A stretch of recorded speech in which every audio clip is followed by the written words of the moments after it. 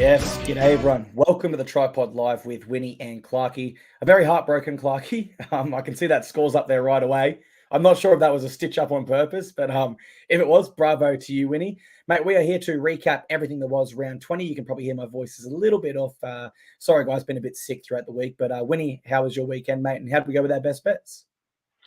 Well, mate, as sick as you are, I reckon I'm sicker. I reckon I feel worse. I didn't put that score deliberately to stitch you up, but just because it was the last thing we saw. It was a epic game, but unfortunately it was an exclamation mark on probably my worst round of the season, a reverse sweep. 0-3, we lost the mixed matchup. So the highs and lows of punting, because we came into this weekend on a 3 best bet win streak, at least 3, and a 3 mixed matchup win streak, and then we lost them all. So that's the journey that we're on. So I've just had a bit of the shocker of a weekend, and we've lost these bets for different reasons, but I can't say any of the tips were too crash hot, that's for sure.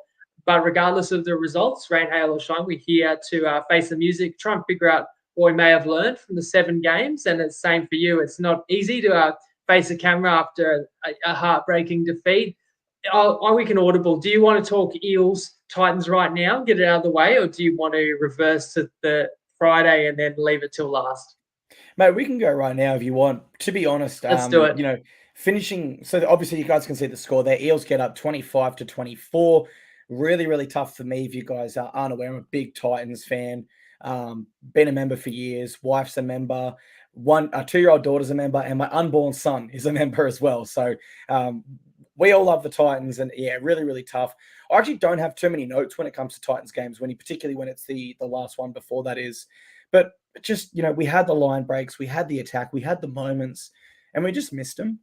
And I think it's a sign of what I've been saying all year for the Titans. We're a talented football side, but we're not really a good football side yet. We're just still a little bit behind the 8 ball. And I know there's a few games this year, maybe the Raiders ones, I could come in here and go, oh, the referees, it was their fault. But the reality is a good football side like the Panthers or the Storm, they don't care what the referee does. They're just good enough to win. And we're not quite there yet. Whereas for the Eels, in a way, it's kind of calmer because I have been saying all year, I think they will make a late charge for the 8. And then out in the 8, ironically, with a win over my team. But yeah, they kind of fulfill what we've been saying all year. Titans fall just short again. As a Titans fan, I could sit here with him and say, well, there's positives for next year. I can't wait for next year. But I've been saying that for a long time, man. And we had the one finals game in 2021. We lost round 1. We made the finals that year with the worst ever record. So it's tough to find a lot of positives at the moment as a Titans fan, but still proud of the boys' effort nonetheless. How did you see that one?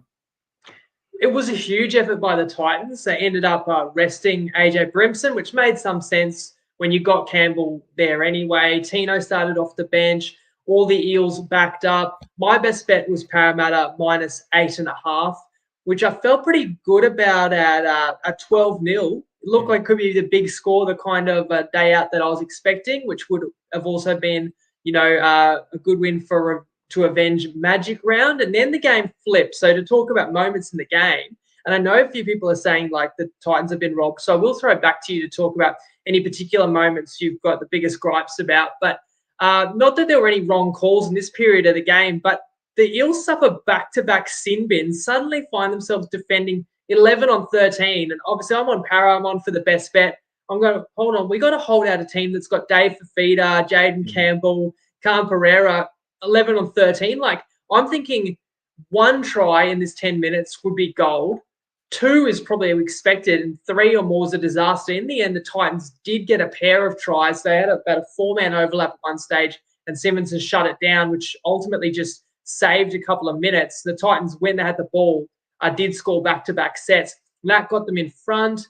Parramatta kind of hanging on, getting their players back on the field, ultimately level scores at the break, and then Para's in front. And again, I'm thinking can kick away, and I've got no regrets about my best bet in that situation. If you want to pick apart my other 2 plays that lost this weekend, I went against strong teams that were in a position to succeed, and I paid the price for that. But a team like the Titans, I did not necessarily think that they'd play well today and they'd be able to play with intensity for 80 minutes. So that was just a pure surprise. And when you get a surprising result or a surprising performance, sometimes it's hard to kind of pick that game. And I do think the circumstances in the first half, the opportunities, how often do you see a team down to 11? The Titans were able to kind of ride that wave, and it was really anybody's game. In fact, the Titans are up 6.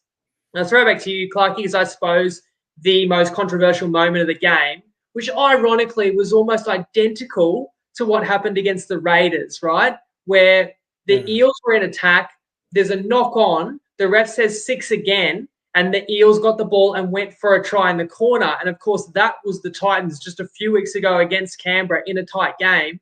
The difference was the Titans didn't score, the ball stayed in field, the ref said they had advantage, and the Raiders returned it 100 metres and scored. So I just found it pretty ironic that when Gutho went for the corner, the first thing the ref said was, I don't believe he's had advantage. I just thought, of course, it goes against the Titans both times. In any case, we still had to look at it 20 times in slow motion to determine if it was a try. And it's worth noting it was sent up no try. For what it's worth, I'm going to say I think it was a try by Gutho personally. From all the angles I saw, I thought the knee was an inch off the ground. But I know it's a tough one to swallow. And if you're not sure, it shouldn't really be given a try after being sent up that he didn't score. Yeah, and that's the thing. I think the fact it was sent up as no try, the knee was so close to the ground that it was kind of tough to overrule it. But by the same token, I think if I have to give a call like you have, I'd probably say it was a try. And therefore, if it was sent up a try, there's probably not too much of a discussion point to be had there. Besides what you said, how can we be told you've played your advantage under exact same circumstances? I thought that was absolute rubbish. I did think the referee was reacting a little bit to the players tonight, particularly the Mitchell Moses one. Tino's first point of contact is forearm to chest. We know you're allowed to lead with bumpers in rugby league. And then it moves up to push sort of Moses away, which is not an illegal move. Certainly if you lead with that action to the head, it is. But in that instance, he didn't. And because Moses did react in such a way, I feel like the referee was doing that with some other stuff. There was a David Fifita penalty, which I didn't agree with. I thought the Eels were hard done with there. But yeah, I still think if I look back on this game, if the Eels discipline's right, I know the Titans better than, well, not better than most people, but I would say I know the Titans quite well. We lose this game 13+ if the Eels are disciplined tonight, and they just weren't. And they gave us a chance, and we almost took it, but we weren't quite good enough. Let's wind it back to Friday night. It was the Knights v Tigers. Knights get up 34-18. Had to go Kalen Ponga for the MVP. 3 try assists, 1 try himself. And the big thing for the Knights here, why it was so great for them, was we spoke on the last recap show and we said they need to take this momentum forward now. They did that. And this was the first time this year they've actually won back-to-back games around 20, which is really, really hard to believe. But Tigers, again, good in patches, but aren't able to put it together for 80 minutes. And that's a real key point for me this year between the bottom sides and the top sides. You've got Bulldogs, Titans, Tigers, Dragons. These are all teams that have really good 20-minute bursts when everything's going their way. But once they've got to face the music and the adversity, they're really unable to get their train back on course there. Knights footy was expansive. They threw it around, and I think that has to be their blueprint. Kalen Ponga is just so good with that backdoor option with some time and space, and their wingers are explosive, man. Marzu and Dom Young. So I think that needs to be their blueprint moving forward. They moved to a record of 7-9 this year, Winnie. And I know you were really, well, maybe not really, but you were certainly keen on them in some way in our preseason show. So they've got to run home of Storm, Raiders, Dolphins, Bulldogs, Rabbitohs, Sharks, and Dragons. Are they playing finals this year? What's your call, and how do you see this game also? No, the Knights are not going to play finals. They probably had the ability to. They blew too many close games. And I was thinking about it today. There's 9 really solid footy teams right now. Maybe injuries and attrition will change that. But someone really good's going to miss the 8. I'm not looking at the ladder right now, but I believe it would still be the Cowboys on the outside looking in, because they would give the 2 points to the Rabbitohs who had a bye this week. Right now, how good are the Cowboys going? But they've still got to leapfrog someone. So I was thinking that watching your boys play Para when Titans went up 6, and I thought Para's season could be slipping away here. Like, these 2 points are golden. They could ultimately be the determining factor as to whether Para gets in. So as for everybody else, I think that there are clearly 9 deserving sides playing finals footy. And of course, 9 just does not fit into 8. So that's going to make the end of the season really intriguing. As for the Knights, it's not to say they can't make a bit of a push. They carried their momentum into this game nicely. I said that I thought the difference between the teams was just the class of that back five. And you see Ponga, he is in career best form. I'll go as far to say, had Origin been 1-1, I think Slater would have been on the phone to Kalen, convincing him that he needed to play and that like he'd gotten a few games under his belt. But that's a whole different story. But he's one of the form players in the competition. He's nearly untouchable. Bradman Best carried his form from Wednesday into Friday. And as you mentioned, Dom Young, a hat-trick, right? Leading the competition. So these guys were just unstoppable, although 4 first-half tries by the Knights. I think they converted 1. I think they missed the first 3 conversions. The Tigers scored a couple of quick tries. Suddenly it was like 12-6, 3 tries to 1. I think it was 18-12, 4 tries to 2. And I think we had a similar moment. Again, Tommy Talau thinking he scored off a deflected bomb, and the Tigers thinking it's a level score, only for the bunker to once again deny Wes. And in the end, the Knights, who were playing at home and just a little bit too much firepower, got back on top and ultimately got a couple of late scores, which was significant because the line for this game was 10.5. That final Knights try was decisive in covering that line and securing, a win that they needed to have. They've won back-to-back against the Bulldogs and Tigers. That's just taking care of business, but you can only beat who's in front of you, and the Knights have looked pretty damn impressive doing that. Yeah, and they did have that draw with Manly, so that puts them on 21 points. Cowboys in 9th on 24. Rabbitohs Eels in 8th and 7th also on 24 points, which, that 1 point there could come back to bite them, or it could come back to be the absolute difference. You just never know, especially with how tight it is this year. But, we spoke about the Knights needing to take momentum forward. They did that, so that is absolutely a positive in itself. Let's talk about Saturday. It was the Bulldogs versus Broncos. Broncos got up 44-24. I had to go Adam Reynolds for my MVP here. The fact they were missing so many people, he was always going to be crucial with essentially, their B grade side, you could say. And I had a follower take, multiple follower takes last week. They were like genuinely talking the Bulldogs up for finals, saying now that we've beaten the Rabbitohs, we're going to make a push. And I just couldn't believe it. And this is kind of the reality check that clearly Bulldogs fans needed. Last week was their moment in the sun, and I think they'll have 1 or 2 more games like that this year where they get a big win, maybe unexpectedly, but otherwise they're trending down at the moment, and they have been for a lot of the season, which is unfortunate because they've made some great signings. Gus Gould's had another year there, but for one reason or another, new head coach even, it just hasn't really, kicked on for them. For the Broncos, they beat them by 20 with their reserve grade side. Impressive depth for the Broncos. That's what I take out of that. That's what it shows. And, depth is always important, particularly as we head into the finals here. But also, I go back to the last game again with the 80-minute factor thing that I said. The Bulldogs played great in the first half. Their second half was not very good. Their only points come in the 77th minute through Corey Waddell. And at that stage, the game was over. So take from that what you will. But I will say for the Bulldogs to find a positive from this one, they were forced to make about 100 more tackles than the Broncos, and they still missed less. So their defense probably doesn't look like it's the biggest rap with that scoreline, but statistically they didn't do too bad against a pretty good Broncos side that I believe moves back to first on the ladder. No, they don't. The Panthers have them did by 4 momentarily, but the Panthers winning this afternoon. Yeah, so not first, but they do have the most wins on 13. They're a very impressive Broncos side there. Mate, how do you see this one? And if I can get a comment from you regarding the Selwyn Cobbo and Toby Sexton moment, your thoughts on that, please? Yeah, I saw you put it on Instagram or everywhere. I thought exactly the same, and it's really scary. Like, luckily, so the moment, if people didn't see it, is Cobbo fends Sexton. Nobody sees anything in it. In completion of the tackle, Sexton's down. When he gets up, he's got a busted nose and he's groggy as.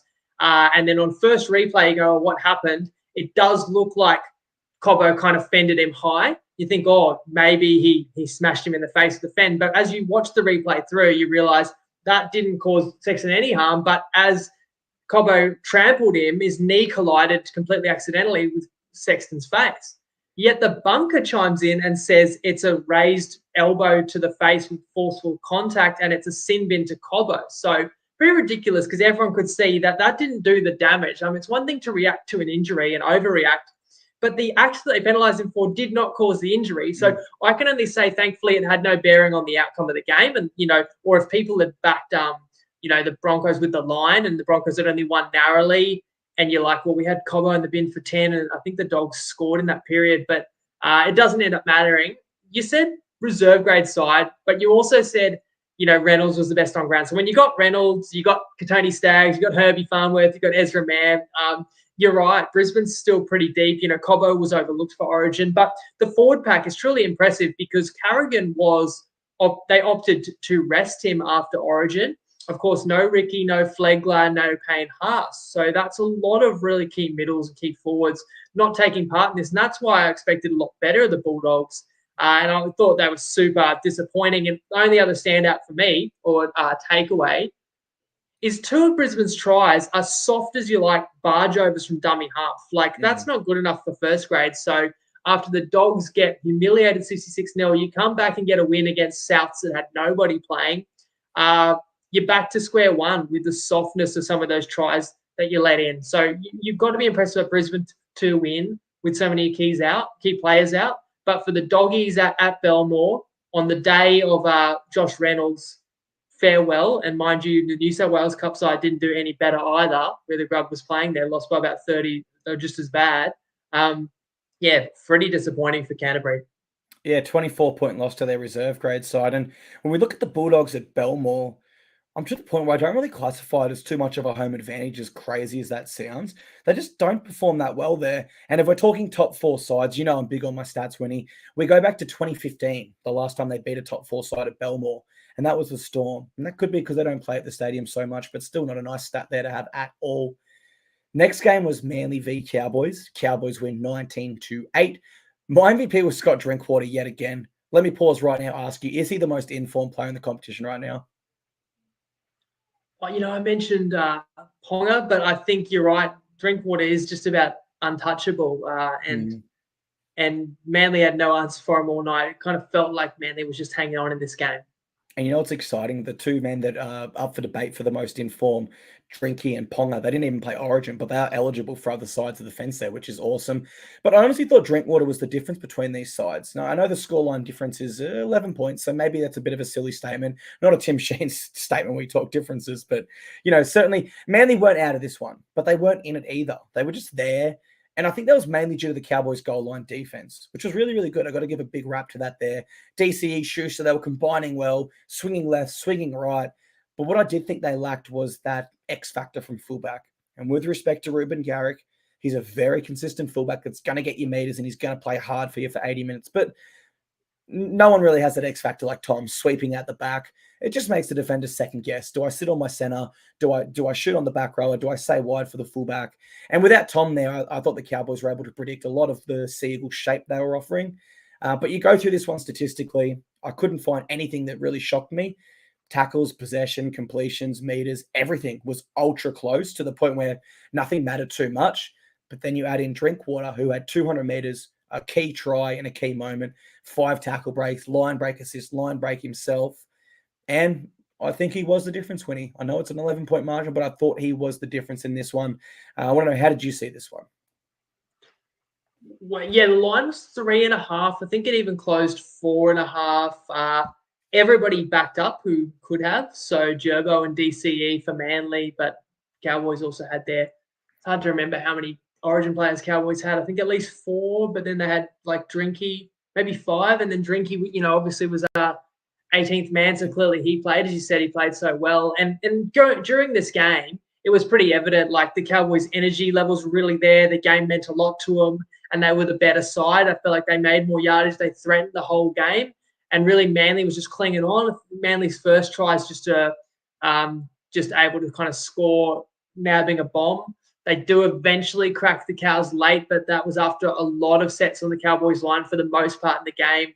The Cowboys were really sturdy and just wouldn't give Manly an opening. I think at one point, Manly might have thought they'd hit the front, or at least or maybe a kick to go in front, which was the Ruben Garrick try, but they did find a knock on in that. And that's as close as Manly got. When the Cowboys got their opening, they were decisive. So it was kind of gritty. It wasn't pretty. But I kind of came away from this game going, look, if Manly was a legit top 8 side, they're at home here. They had less players backing up from Origin.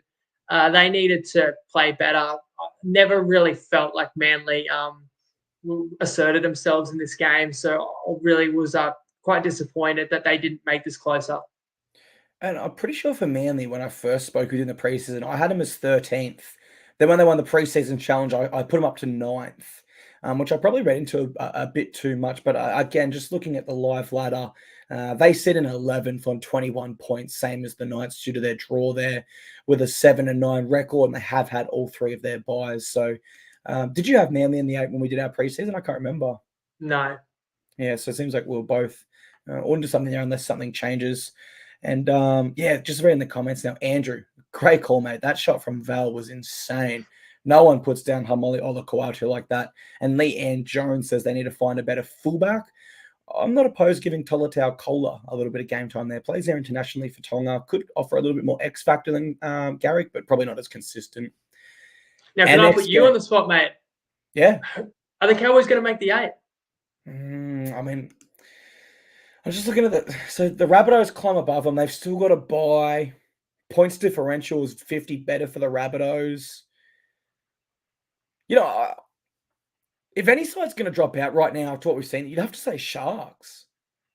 Could the Sharks? That's not a terrible call. We'll get to that. I mean, I would say Para is the most vulnerable. Yeah. But as we said, those points today are golden. I can't see the Rabbitohs dropping out. We just saw half their team win save face for New South Wales on Wednesday. So when they all get back on the park together, and then you add Latrell Mitchell, I can't see that happening. So for me, I'm like, I was thinking who's going to drop out, but how far ahead are the Sharks? So the Sharkies are on 26, and I'm just going to get their run home up now. And the Cowboys are on what? The Cowboys are on 24. Yeah, so they're slightly ahead. I've had a look through the Rabbitohs draw. We don't need to do that on camera. I can tell you right now, they're making the 8. They could even make a pushback before that. They might not lose a game this year. Looking at the Sharks, their problem has been top 8 sides. Well, they got Manly, Panthers, Rabbitohs, Titans, Cowboys in round 25. That looms as an important contest. Wow. So you're right. Like you lose to Rabbitohs and Panthers. It's possible that kind of like a Sharks Cowboys game, which was a prelim or which was first week of the finals, epic encounter last year, could almost be a play-in type game. So that's one to watch. If we include Cowboys as a top 8 side, which they're on the verge of it, more than 50% of the Sharks games in the run home are top 8 sides, and they've not beaten one all year. So that and Harry Potter says the Sharks are frauds. And don't worry, I'm going to share my thoughts on the Sharks. And hey, I was the clown who backed them for a best bet this weekend. But we got another losing best bet to talk about before that one, unfortunately, which was Roosters Storm last night. Yeah, let's jump into that game. For what it's worth, next round quickly, Cowboys and Eels do face off, so that will determine who gets that spot in the 8 temporarily. Roosters v Storm. To be completely honest with our audience, the Wallabies were playing at the same time as this, so I kind of had my eye on 2 games at once. But Storm get up 30-16. I've got there. I've got 18 on my notes. I believe it was 30-16.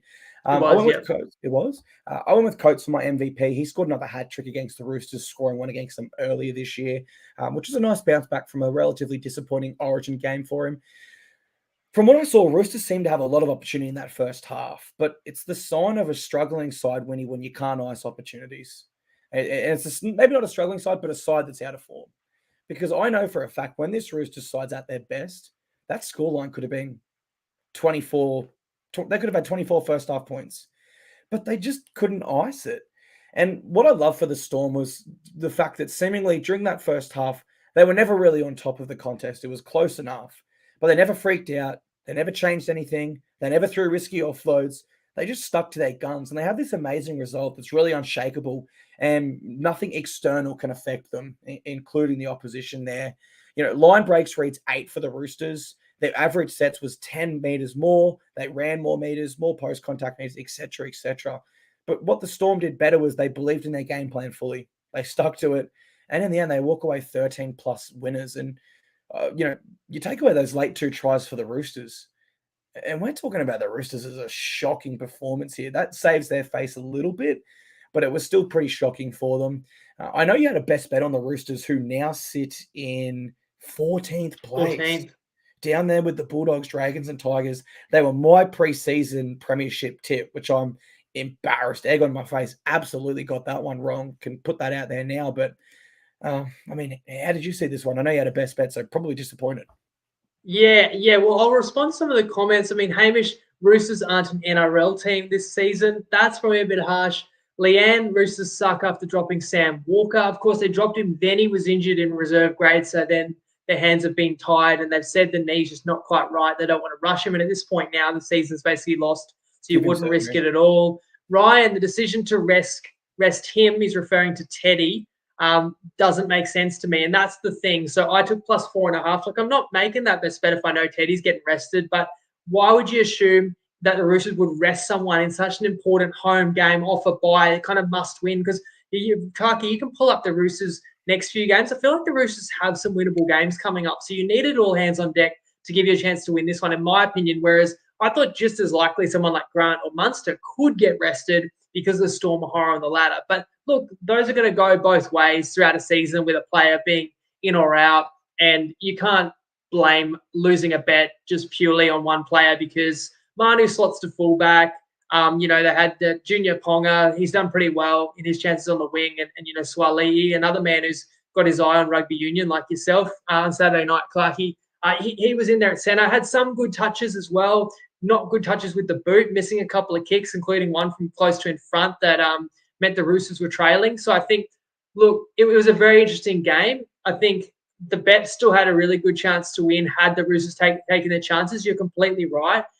50 minutes in, the Roosters had 5 line breaks to 1. And someone who knows NRL stats better than me can tell me, because I can't remember the Storm line break, but is an intercept a line break?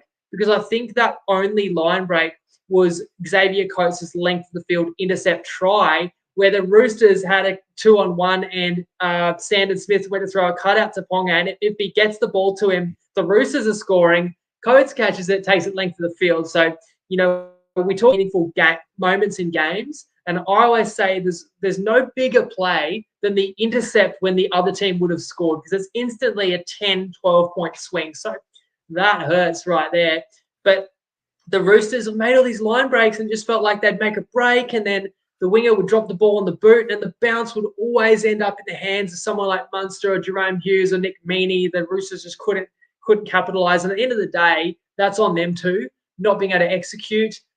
Robinson made some interesting comments in the presser about we're not getting any individual tries. Whenever we score, all our players need to combine. And he was kind of calling out his players. Like in the past, we had players that would create out of nothing, when now every try we get, we have to work really hard and like 5 players have to play their role perfectly. So he's kind of saying we're just not finding tries easily enough. And he also called out the Roosters' end of sets, saying that horrible end of sets, bad kicks, running it on short sides that went nowhere, like getting no results. So the Roosters mucked around, like not to say they played with their food, because I always knew, and I went back to your comments, the Storm got embarrassed by Penrith 2 weeks ago. You knew the next opponent was going to have it, and Storm was off a bye. So I knew the Storm would play strongly in this game, but I just thought the Roosters would give everything or give as good as they got, and they absolutely did. And again, just a couple of weeks ago, I liked the Dolphins. I got cute. I played first half line. They covered the full-time line. Here's an underdog I liked. If I went first half line, we win, but I go full game and we lose. So it's one of those things, whichever way you go, you feel like it'll burn you.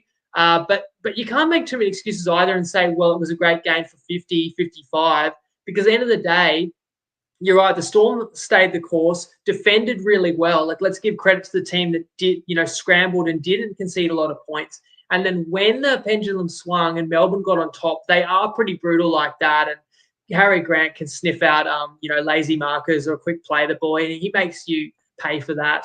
And Melbourne have got others that also make you pay when given a sniff.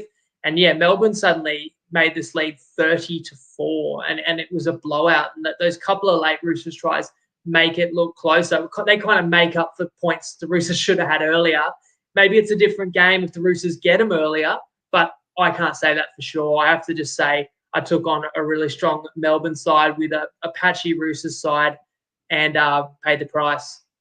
Yeah, you're always a brave man whenever you take on the Storm with a bet tip, whatever it is, because we know they're so classy. Look like Munster and Grant they played so well that it really shows how much the Queensland jersey means, I believe, in the fact that they generally had a bit of anger to take out, even though it didn't matter winning or losing that game.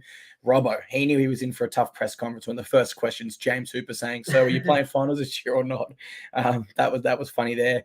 But yeah, I missed the preview show, so I was keen to hear you then sort of break down why you were keen on the Roosters. The stat I had going into it was they've lost 4 of their last 5 at the SCG against top 4 competition, so it hasn't quite been a happy hunting ground against the elite there. But the fact that they're in the bottom 4 right now, their draw, you said it gets easy from here. I can tell you it can't, mate. You will not believe who they got in round 21. The Titans. Yeah, I'll just chain you up, mate. Titans, they then go into... The rested Teddy, look out, mate. Yeah, you don't got to tell me to look out, mate, as a Titans fan. But then they go into Broncos, tough game, Sea Eagles, rematch, Dolphins, Eels, Tigers, and Rabbitohs in round 27. Oh, it's a mixed bag, but all right. Like, no disrespect, but I'm hearing, Titans, Manly, Dolphins, Tigers in there. Yeah, where the Roosters were, they needed some upsets. So again, that's why. But maybe you figure the season's nearly gone. We've got to be able to win this without Teddy, and then Teddy can come in and boost us anyway. We can, second guess and cry about that till the cows come home. We don't even know if it would have made a difference either, because Teddy, as good as he was on Wednesday night, he hasn't had the best season either. Paul Ewan says, "Take a breath, mate. I'm out here doing my absolute best with a voice that's letting me down." Well, I'm going to call it right now, Winnie. Roosters are going to climb their way up with some wins, and the Rabbitohs are going to put the nail in the coffin in round 27 and make sure they don't play finals. I'm calling it right now. Let's go to today. We kicked it off at 2 p.m. It was the Warriors v Sharkies. Warriors win 44-12. Now, my MVP was Sean Johnson, which is great for my Dally M tip. I said the games in New Zealand, I think he'll get the 3 points, maybe 6 points if both judges go that way. But looking past this game, just at the whole Warriors organization as a whole, you really got to give him a big rap. Sean Johnson this year, I thought he'd finish the season in reserve grade and retire. He's now in talks for the Dally M. Andrew Webster was the coach. No one really wanted. We all want Ciraldo. Ciraldo's the new shiny toy. Webster's just the other assistant. His side traveling much better than the Bulldogs and the whole coaching staff as a whole there.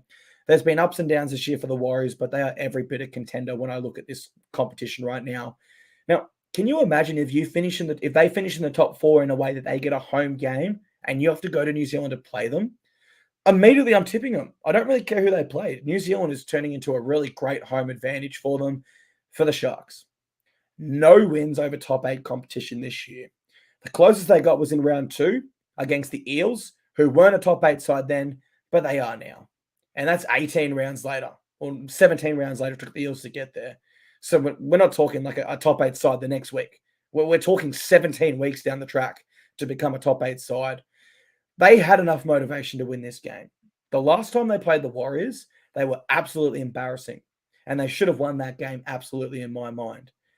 Go to New Zealand, had a big opportunity here to get revenge.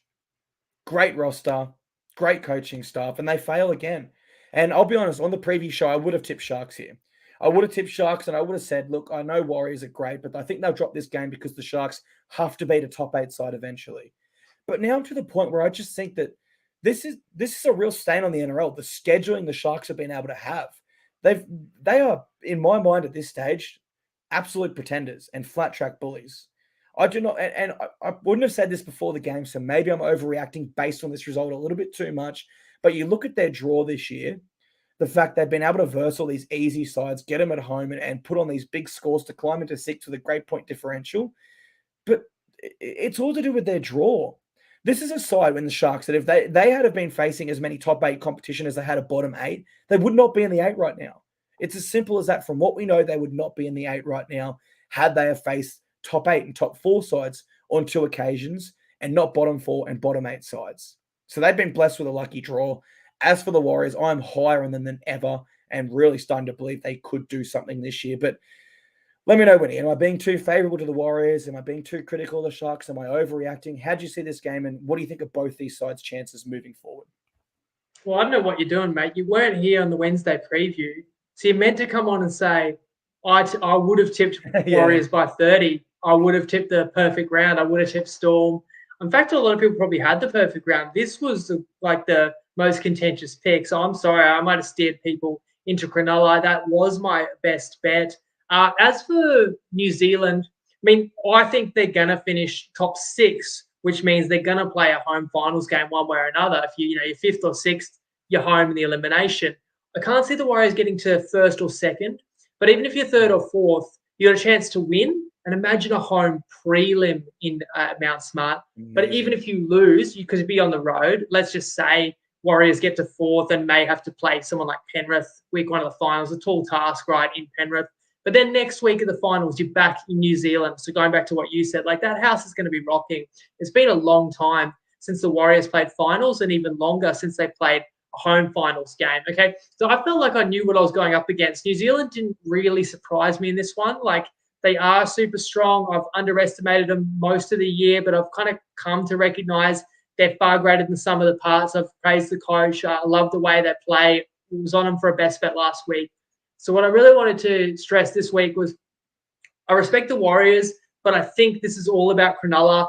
Everybody's talked about how they're bullies. Everyone's talked about how they can't beat top 8 sides. They know this better than everyone. Again, the season is very taxing and is attrition. And the Sharks' last 4 weeks has included like a bye, a Bulldogs game, a Dragons game, and a Tigers game. Like the softest cupcake month you could possibly have, setting you up for a trip across the ditch where you had none of your players got picked for Origin, despite the fact you're 3rd on ladder. Just every reason why the Sharks could succeed. And I knew the risk that they seem to not be able to match it with the big guns of the comp. And I suppose I see and I saw and still see Warriors like a fringe contender rather than a true contender. If I'm disrespecting New Zealand, let me know. Maybe there's others out there that will say they're full-blown contender.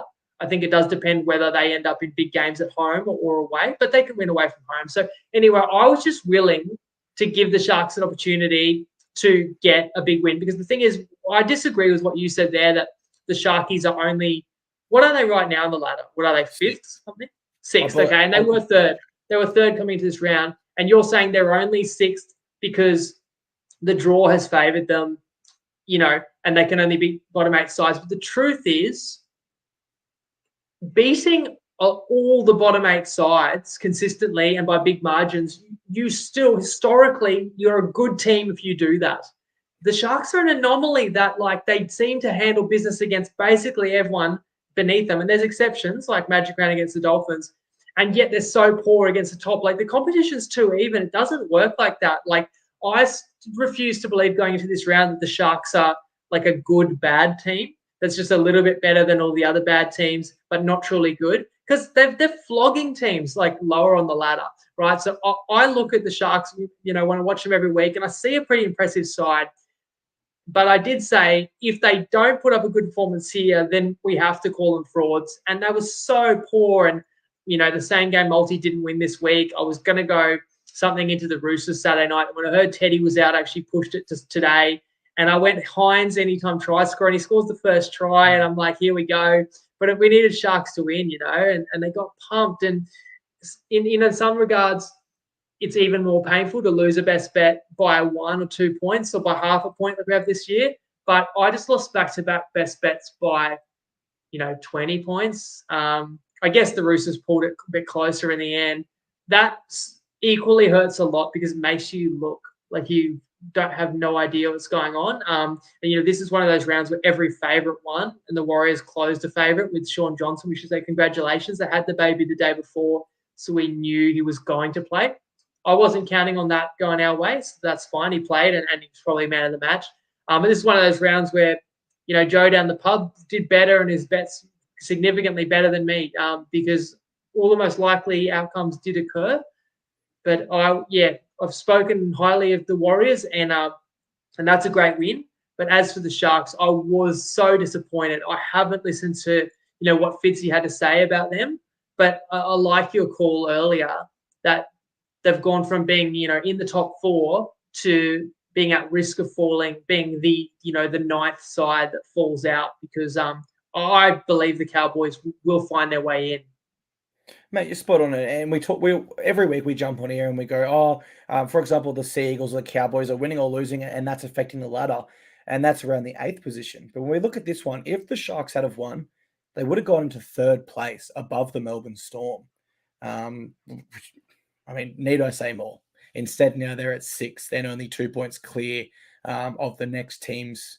Well, 2 points clear of 9th, as low as 9th. So crazy how important that game was. They had all the motivation in the world. And yeah, I was really, really disappointed with their performance. We got one more game to break down for you guys. It was the Dolphins v Panthers. Panthers win 24-14 to cap off my all or nothing challenge for the week. I did have Knights, Broncos, and Panthers head to head, but we forgot to post the Knights one before that game.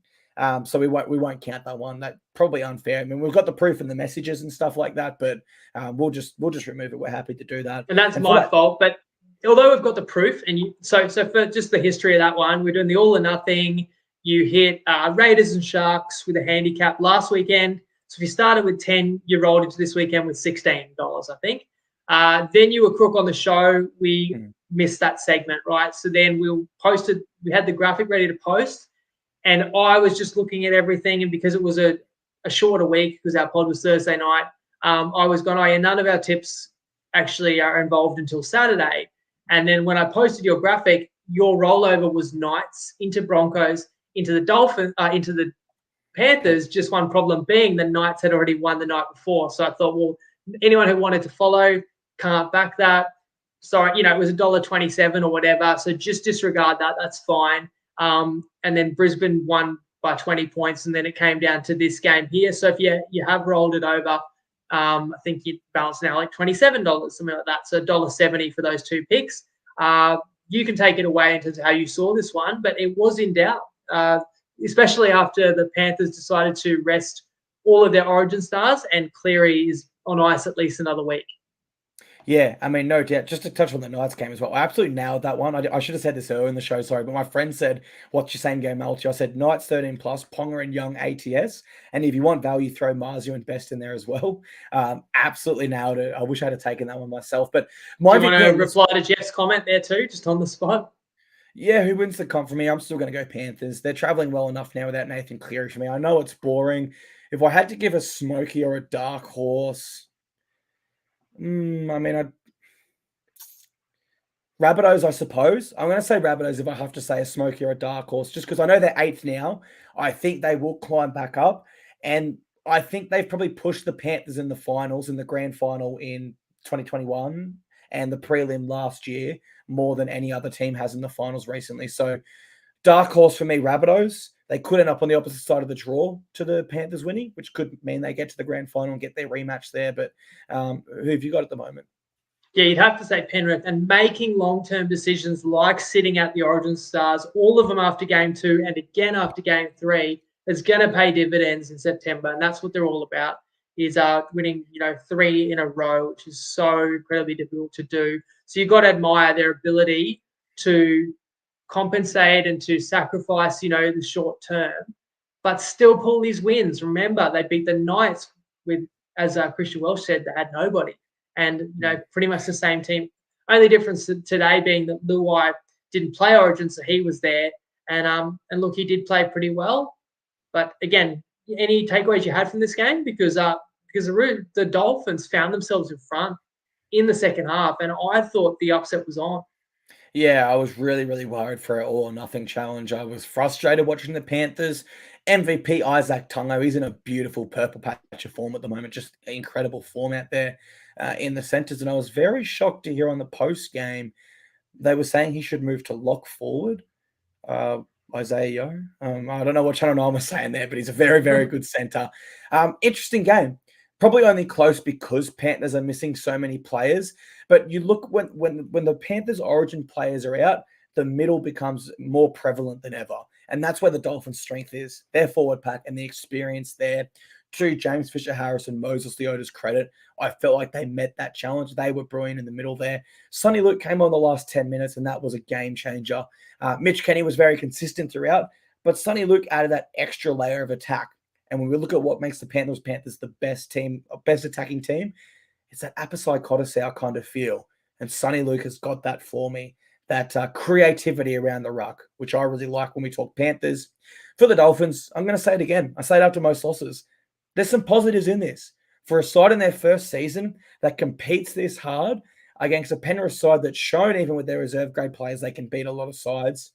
It's awesome for the Dolphins. And they got some big recruits coming in 2024. So I know you're a big fan of the Dolphins. So how do you see this one? And a positive has to be looking forward to the future, right, mate?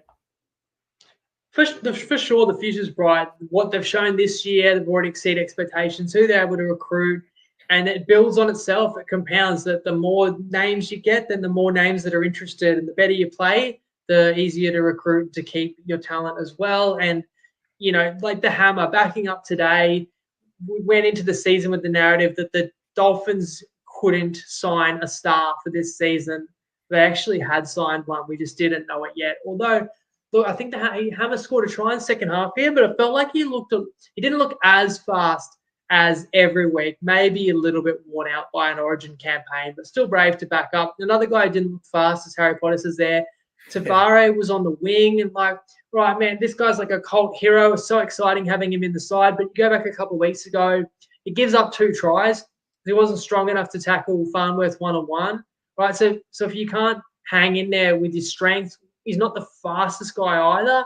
And you put him in space and people are running around him as well. So I hate to say it, but I feel like he's probably not in their strongest 17, but they're making do. The Dolphins, whereas, you know, outside backs for the Panthers like Taruva, Edwards, and you mentioned Tungo, they're probably the difference in this game.